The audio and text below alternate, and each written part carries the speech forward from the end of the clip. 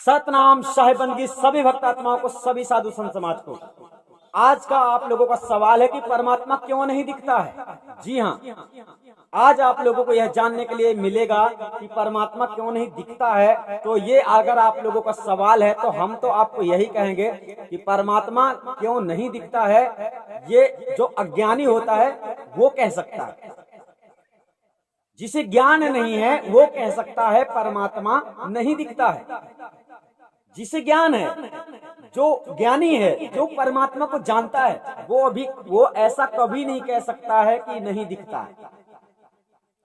कारण ऐसा है कि देखो, जब आप जानोगे तभी पहचानोगे। जान पहचान तो आपकी हुई नहीं है और किताबों में कोई जान पहचान तो बताता नहीं है। बस केवल ये साधना करो, वो साधना करो तो परमात्मा के दर्शन हो जाएंगे। बस ऐसी बातें सुनने में आती हैं आप लोगों को। दरअसल सत्य है कि परमात्मा देखो आपके सामने खड़ा है, अंदर बाहर है हाजिर। सदगुरु की वाणियों में ध्यान दो, कबीर साहब की वाणी में है हाजिर। हाजिर मतलब साक्षात सामने खड़ा है तुम्हारे। है हाजिर ते ही दूर बता में। बहुत सारे संत महंत, बहुत सारे ऐसे ज्ञानी पाखंडी लोग दूर बताते हैं, बड़ा मुश्किल है, बड़ा कठिन है, बड़ा दुर्लभ है, ऐसी बातें बतलाते हैं। साहब कहते हैं है हाजिर ते ही दूर बता में, दूर की बात निराशी। कहें कबीर सुनो भाई साधो, सदगुरु के शब्द को साधो, सदगुरु के वचन को मान लो। गुरु बिन भरम न जासी। जब तक गुरु सच्चा नहीं मिलता तब तक ये भ्रम खत्म नहीं होगा। कौन सा भ्रम? यही भ्रम जो साहब ने कहा है कि खोजी हो तो तुरते मिल जाऊं एक पल की तलाश में, मोह को कहां ढूंढे बंदे, मैं तो तेरे पास में। वो जो तुम्हारे पास में है, वो जो तुम्हारे अंदर है, वो जो तुम्हारे बाहर है, वो जो इन वृक्षों में रहता है, वो जो इन हवाओं में रहता है, वो जो पानी में, पत्थर में, पवन में, सब में रहता है, ऐसी कोई जगह नहीं है जिसमें वो नहीं रहता हो। हर जगह मौजूद है लेकिन नजर आता नहीं, और उसके योग्य साधन के बिना कोई उसे पाता नहीं। उसके योग्य, उसको पाने के योग्य पहले बनो। योग साधना नहीं, हम आपको अगली वीडियो में बताएंगे। योग समाधि, सहज समाधि, ज्ञान समाधि और भी जितनी समाधियां होती हैं सबके बारे में हम व्याख्या करेंगे। बट यहाँ पर आपको ये सवाल दिया गया है, आपका ये सवाल है यहाँ पर कि परमात्मा क्यों नहीं दिखता। परमात्मा अज्ञानी को नहीं दिखता है। अनजाने को स्वर्ग नरक है, हरि जाने को नाही। जही डर से सब लोक जगत है, मतलब जही भाव से भावलोक डरत है, सो डर हमरे ना है। इसका मतलब होता है कि जो जानता है उसके लिए स्वर्ग नरक कुछ नहीं होता है, क्योंकि जो पार ब्रह्म परमात्मा सत्ता को जानता है वो स्वयं को पहचान गया। अब इस संसार में बहुत सारे पाखंडी लोग परमात्मा को छोड़ के खुद को खोजने की तलाश में लगे हुए हैं। यानी साहब ने समझा क्या दिया, उन्होंने तो सब प्रकार से समझाया, तो लोगों ने उसको छोड़ के अपने कोई तलाश करना शुरू कर दिया। आप एक तिनके हो, तिनके क्षण भंगुर, और वो एक सम्राट है, वो एक पर्वत है, विशाल समुद्र है। उसे देखो, उसे देख पाओगे, उसमें अपना चेहरा देखो, उसमें अपना स्वरूप देखो। तो लोगों ने अपनी तलाश शुरू कर दी है, उसको तलाशना बंद कर दिया। गुरुओं ने ऐसा ज्ञान देना शुरू कर दिया, ऐसी तरकीब बतानी शुरू कर दी है कि लोग अपने आप को खोज रहे हैं कि मैं क्या हूँ। तो अपने आप को आप कभी नहीं खोज सकते हैं। साहब ने संकेत रूप से केवल समझा दिया, बहुत प्रकार से समझाया है। आत्म चिन्ह परमात्म चिन्ह संत कहा बेशो। पार ब्रह्म परमात्मा के दर्शन करने के बाद ही आत्म सत्ता का ज्ञान होता है। आत्मा का ज्ञान कभी स्वयं से हो ही नहीं सकता है, और गुरु से आपको परमात्मा का ज्ञान होता है। आत्मा परमात्मा क्यों? क्योंकि परमात्मा आत्मा का एक ही स्वरूप है। अब यहाँ क्या होता है कि आप लोगों को आत्मा परमात्मा का स्वरूप ज्ञान नहीं है। कभी कभी इस संसार में ऐसा होता है कि उसी व्यक्ति से आदमी जाकर उसी के घर का पता पूछता है और उसी के बारे में पूछता है। जैसे मान लीजिए एग्जाम्पल, आपका नाम पप्पू है, हमने आपको देखा नहीं है, हम आपको जानते नहीं, तो आपका नाम हमको किसी ने बता दिया, आपका नाम हमको किसी ने बता दिया, मगर रूप नहीं दिखाया। क्या नहीं दिखाया? रूप। तो जब रूप आपको नहीं पता है तो निश्चित करके आप नाम से उसे नहीं पहचान पाओगे। क्यों? क्योंकि पप्पू नाम का और भी कोई आदमी हो सकता है। इसी प्रकार से साहेब की बात जब करें तो साहेब के जैसा दूसरा संसार में कोई है ही नहीं। कोई बहरूपिया साहेब की कला कर ही नहीं सकता है।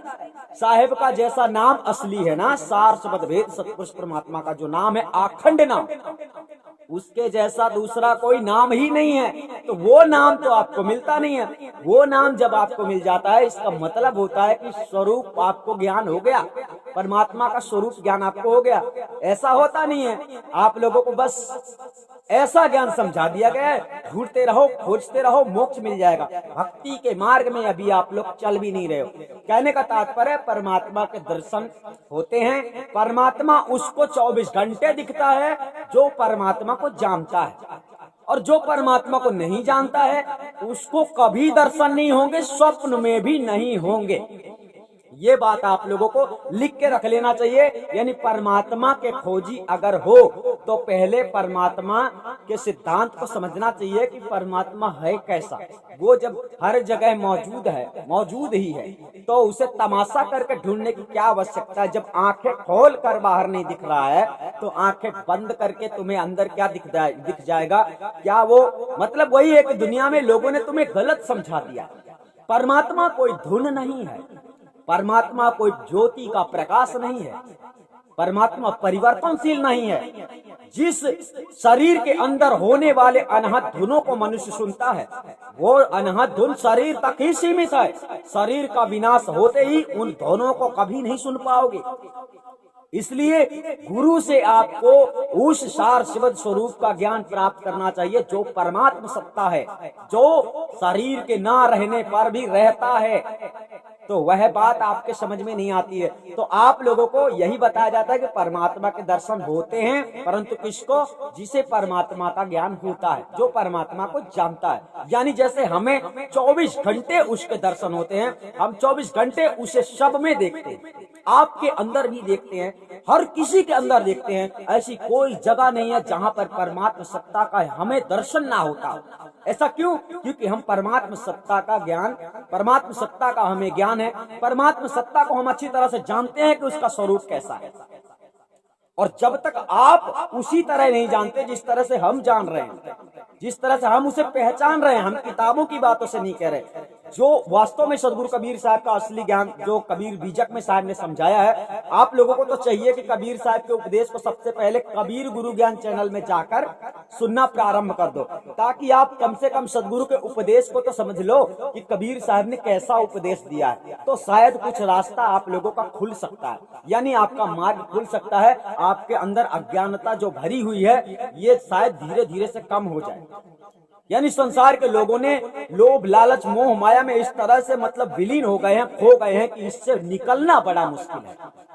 जब तक सतगुरु के उपदेश को नहीं समझोगे, जब तक सतगुरु कबीर साहब के उपदेश को मानोगे नहीं, तब तक तुम्हारा कल्याण हो जाएगा, ऐसा सोचना ही व्यर्थ है।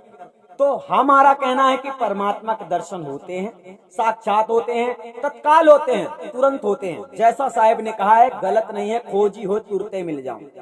अब बात वही है कि तुमको खोजना कहाँ है, तो साहब ने ये भी बताया है, वस्तु कहीं खोजे कहीं वस्तु ना आवे यहाँ जी। अब वस्तु की बात यहाँ पर, वस्तु उसी को बता दिया, परमात्मा को ही वस्तु बता दिया कि परमात्मा कैसे मिलता है ये तुम नहीं जानते हो।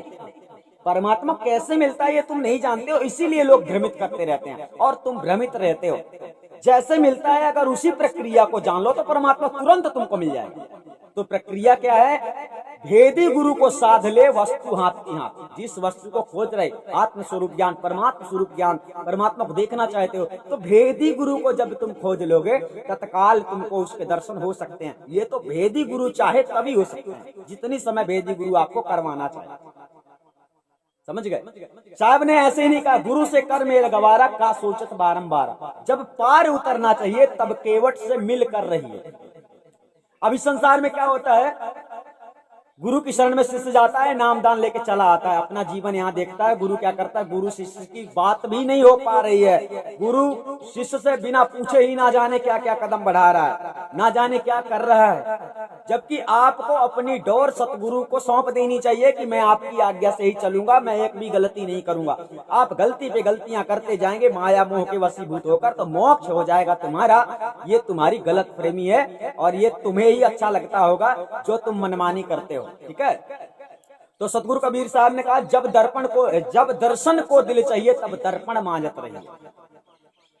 जब दर्पण लागी काई तो दरस कहां से पाई। अब आपके अंदर अज्ञान रूपी काई लगी हुई है, मतलब तुम्हें बताया दूसरे तरीके से गया, सतगुरु कबीर साहब ने तो कुछ और बताया, लेकिन आपने कुछ और करना शुरू कर दिया। आपके पाखंडी गुरुआ लोगों ने कुछ और ही शिक्षा दी है। तो दर्पण लागी काई, आपके जो आत्मस्वरूप रूपी दर्पण है उसमें काई लगा हुआ है, तुमको दर्शन कहां से होंगे। अगर कांच में काला पोत दिया जाए तो उसमें भी दर्शन नहीं हो सकते, तुम्हारे इस स्वरूप के भी दर्शन नहीं होंगे, क्योंकि उसमें काला पुता हुआ है। इसी प्रकार से तुम्हारे इतने पाप भरे हुए हैं, मन में इतने दाग लगे हुए हैं, मन तुम्हारा शुद्ध नहीं हुआ, तुम्हें सच्चा गुरु ही नहीं मिला तो शुद्ध कहां से होगा, तुम शुद्ध नहीं हुए। तो इस प्रकार से परमात्मा स्वरूप के दर्शन करना सरल और कठिन दोनों भी नहीं है। कठिन कब नहीं है, जब आप सच्चे वेदी सतगुरु की शरण में चले जाते हो तो कोई कठिन नहीं है। और जब तक आप सतगुरु की शरण में नहीं जाते हो तो कठिन ही नहीं बल्कि नामुमकिन है। परमात्मा और आत्मा दोनों के दर्शन कर पाना नामुमकिन है। क्यों? क्योंकि परमात्मा को आप जानते ही नहीं हो। परमात्मा को जिस दिन जान लोगे सब जगह वो तुमको दिखने लगेगा, मोबाइल में भी, रबड़ में भी, कांच में भी, पानी में भी, यानी ऐसी कोई चीज नहीं दिखाई देगी जिसमें परमात्मा ना हो। पर कब? जब तुम उसे जानोगे तभी आप उसको पहचानोगे। अब देखते तो हो सकल सृष्टि संसार में तुम्हें सब दिख रहा है, केवल परमात्मा ही नहीं दिख रहा है। अंधे हो क्या? जानते नहीं हो इसलिए नहीं देख पा रहे हो। इस बात को ठीक से समझ लेना। कोई ऐसी साधना साहेब की साहेब कोई छुपा नहीं है, साहेब गुप्त नहीं है, साहेब ऐसा है ही, वो परिवर्तन नहीं हो सकता है। ठीक है, वो कभी परिवर्तन नहीं हुआ है। यानी आपको समझ लेना है कि जो आपको सामने खड़ा होकर दर्शन देके बताए कि मैं परमात्मा हूं, तो ऐसा कभी मत मानना। क्यों? क्योंकि वो कभी परिवर्तनशील नहीं होता है। असली परमात्मा की बात चल रही है, असली आत्मा की बात चल रही है। इस संसार सकल सृष्टि में जब केवल ही परमात्मा था, कोई नहीं था, तब किसी का कोई भक्त नहीं होता था, तब किसी का कोई भगवान भी नहीं होता था, तब कोई आत्मा किसी परमात्मा को नहीं खोजा करती थी। आज खोजने का कारण यह है कि आत्मा शरीर में फंसकर माया में विलीन हो गई है, माया में खो गई है, रास्ता नहीं मिल रहा है, उसे पता ही नहीं है, अपनी अवस्था को खो चुकी है। परमात्मा की अवस्था कैसे होगी कि वो स्वयं में अचल विद्यमान रहता है। और आप तो मोह माया के वशीभूत होकर आज दाल खाना है, कल रोटी खाना है, ये ड्यूटी जाना है, फलाना करना है, ढिमका करना है, इसी में ही फंसे रहे। तो ये मोह माया नहीं है तो क्या भक्ति है?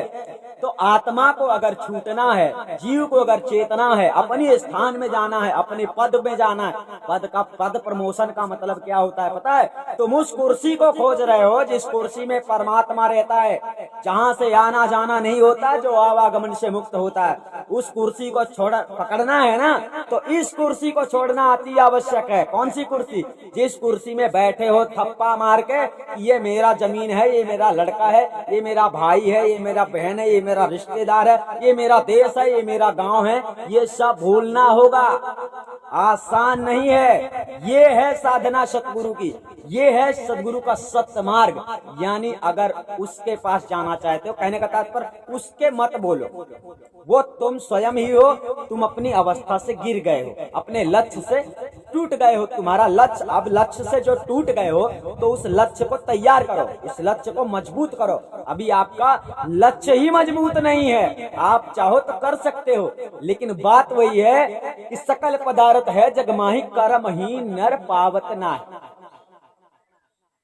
जैसा कर्म करे अंगाड़ी तैसा ही फल पावेगा। बोया वृक्ष बबूल का फल आम कहाँ से खाएगा? तो सीधी सी बात है कि अच्छा कर्म करोगे तो ही अच्छा फल मिलेगा। तुम तो अमर फल खाना चाहते हो और कर्म तुम्हारे घिनौने हैं।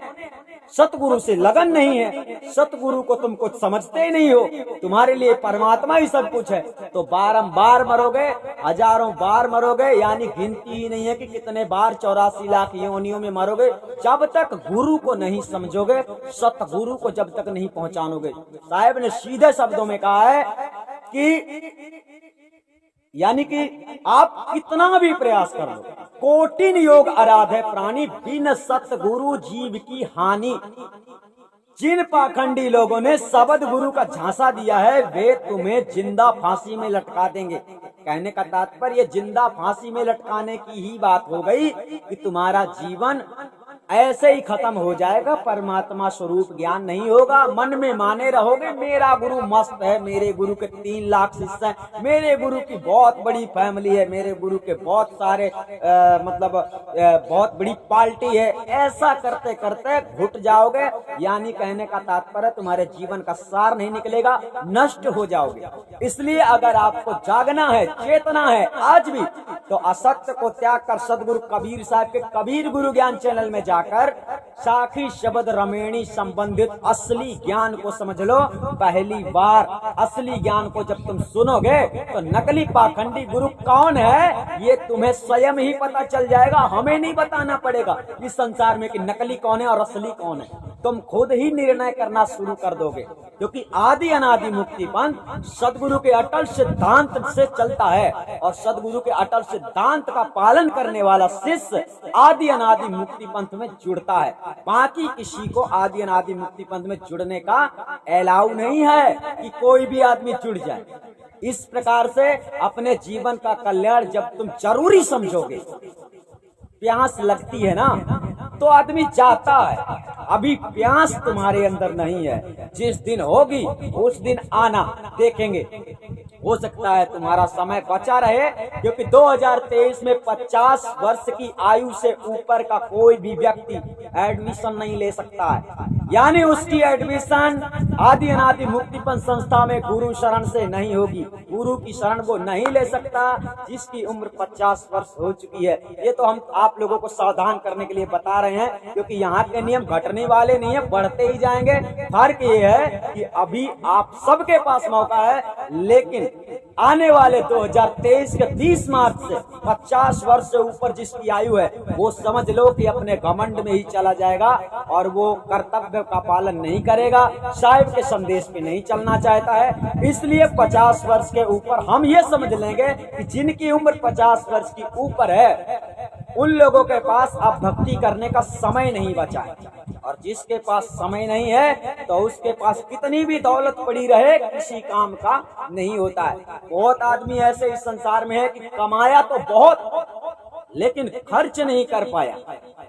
कमाते बहुत हैं लोग लेकिन उसका इस्तेमाल नहीं कर पाते हैं, ये दुनिया छोड़ कर चले जाते हैं और भक्ति को तो उन्होंने जाना ही नहीं है। ऐसे ऐसे लोग माया के संसार में लटक रहे हैं। अर्थात जब भी जीवन छूटेगा और संसार से जब प्राणी जाएगा तब उसे स्वयं पता चल जाएगा कि मैं किस गलत प्रेमी में भटकता रहा, धन कमाता रहा, धन बटोरता रहा, यानी मान बढ़ाई के चक्कर में घूमता रहा। आज मुझे कोई देखने वाला नहीं, आज मुझे कोई पहचानने वाला नहीं, क्योंकि क्या जाने तुमने कैसे कर्म किए और कौन सा योनि तुम्हें प्राप्त हो जाए। गधा बन गए तो किसी काम के नहीं, बैल बन गए तो किसी काम के नहीं, पशु बन गए, पक्षी बन गए, यानी कि इस जन्म के बाद तुम्हारा हर जन्म मुसीबत से गुजरेगा। अर्थात आप लोगों को सोच समझ के कदम बढ़ाना है कि इस जीवन को अगर अपने लक्ष्य को प्राप्त करना है, ये जीवन का लक्ष्य ही प्राप्त हुआ है, ये जीवन का एक लक्ष्य ही है मोक्ष। निरंजन ने एक मौका दिया है, साहिब ने बताया है, जीती बाजी क्यों तुम्हारी यह तेरो है अवसर भारी। अपने अवसर को चाहे माया के गुलाम बना लो और चाहे सतगुरु के गुलाम बना के सतगुरु की शरण लेके सतगुरु की सेवा में रह के अपने जीवन का कल्याण कर लो। सतगुरु होना छोटी बात नहीं है। मुख में जो आदमी हमेशा झूठ बोल रहा है, दिन प्रतिदिन झूठ बोल रहा है, ऐसे लोगों को तुम सतगुरु समझते हो। एक बार बीजक में जाकर देखो, हर अज्ञानी की पोल खुल चुकी है, यानी साहब ने हर अज्ञानी का पोल खोला है। तो मत बताओ कौन गलत है कौन सही है। सतगुरु ने स्वयं निर्णय किया हुआ है और उस कबीर गुरु ज्ञान चैनल में जाकर केवल आपको एक बार सुनना है बीजक को बीजक कह रहा। सतगुरु कबीर साहब का असली बीजक ही सतगुरु का मूल ज्ञान है। ध्यान रखना, मूल ज्ञान चैनल बनाकर मूल ज्ञान देने वाला ज्ञानी नहीं हो सकता है। इसी बात को आपको समझाया जा रहा है कि आप लोगों को बीजक का संदेश सुनना चाहिए। बीजक बतावे वित्त को जो धन गुप्ता हो। लेकिन साहब लोग इस संसार के पाखंडी लोग जो हैं बीजक का ज्ञान नहीं देते हैं। बीजक जो बता रहा है मूल ज्ञान, असली बीजक तो इनको पता भी नहीं है। ये असली बीजक बताएंगे क्या? इसलिए बीजक के ज्ञान को समझ लो, अपना दिमाग चलाना इसमें छोड़ दो, तभी आप लोगों का कल्याण होगा।